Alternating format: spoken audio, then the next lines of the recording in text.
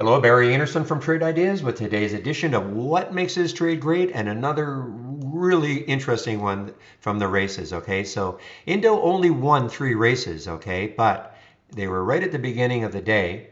And look, again, this is an oil play, of course, with energy in the news again. This is a really small cap oil play, hardly any shares in the float. But more importantly, if you miss that first move, you had an opportunity on that pullback. That's why I'm saying, the races create a watch list for you for the day. So you had an opportunity on that pullback to take the trade, and then maybe another one here. We were talking about that just before I started this.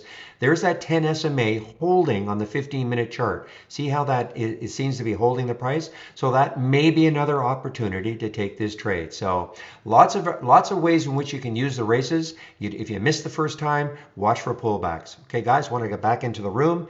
Have a great day.